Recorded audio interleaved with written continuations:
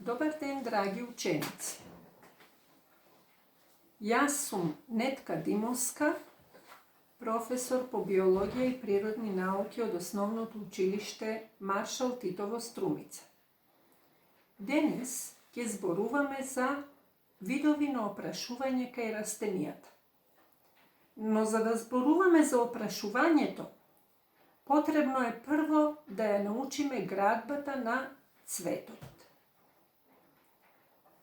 Прво, треба да знаеме дека најголем број на цветови се составени од 6 делови и тоа: цветна дршка. Самото име кажува дршка, цветна дршка. Улогата на цветната дршка е да го држи цветот прикрепен за гранчето и нормално да го снабдува со вода и минерални материи. Горниот дел од цветната дршка е проширен, како што можете да видите на овој диаграм. Проширениот дел на цветната дршка се нарекува цветна ложа. Самото име кажува ложа, цветна ложа. Тоа е исто како кога одите на театар, имате обезбедено ложа каде што седите и ја гледате представата. Кај цветовите, улогата на цветната ложа е да ги носи сите останати делови на цветот. Останатите делови кои што се сместени на цветната ложа се чашкини ливчиња. Гледате дека чашкините ливчиња се зелени по боја. Тие се зелени, дебели, кожести ливчиња и го штитат цветот или останатите делови од цветот, додека е во пупка, од различни повреди.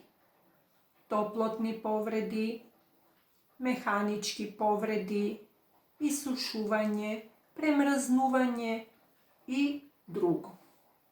Веднаш после чашкините ливчиња доаѓаат венечните ливчиња. Венечните ливчиња се различни по боја кај различни видови растенија. Тие ја дефинираат формата и изгледот на самиот цвет. Вие самите знаете дека има цветови кои што се бели по боја, жолти, црвени, портокалови, сини, розеви, па дури имате цветови како што е темјанушката со разнобојни венечни ливчиња. Например, кај темјанушката венечните ливчиња се во 3 бои.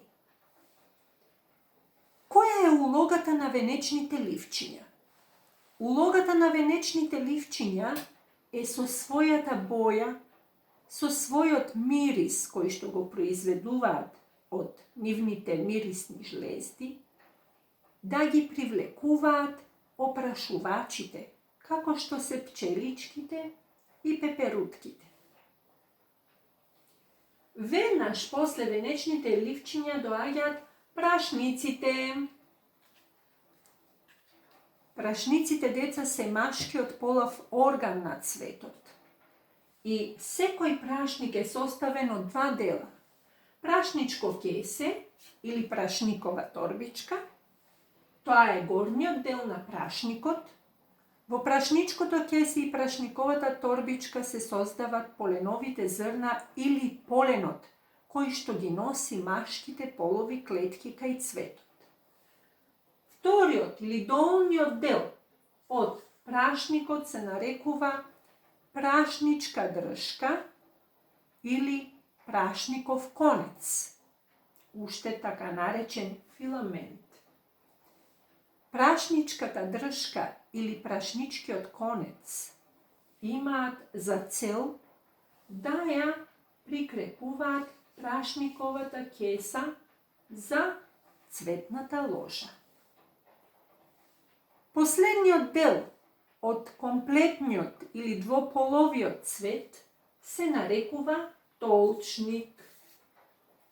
Толчникот е женскиот полов орган на цветот. Тој е составен од 3 дела. Најгорниот дел на толчникот е проширен и е леплив. Тој проширен и леплив дел се нарекува устенце. Вториот дел на толчникот е издолжен и тенок и уште се нарекува столпче или врат на толчникот.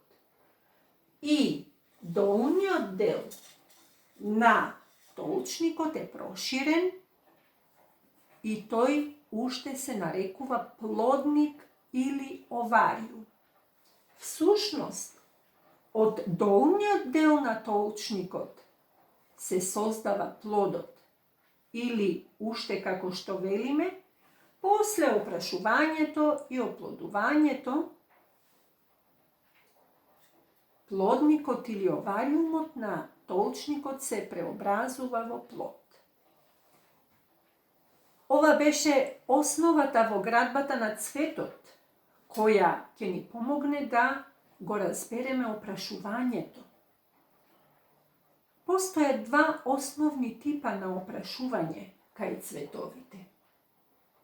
Имаме само опрашување, кога поленовиот прав или поленовите зрна од прашниците, односно од прашничките кеси на еден цвет, паѓаат врз лепливото устенце на истиот тој цвет. Само опрашувањето се случува кај двополовите цветови, затоа што тие ги имат и машките, односно го имат и машкиот и женскиот полов орган. Но имаме и друг тип на цветови кои се наречени еднополови цветови и тие можат да бидат или машки цветови, ако содржат само прашници, а немаат толчник, или пак да бидат женски цветови, ако содржат само толчник од половите органи, а немаат прашници.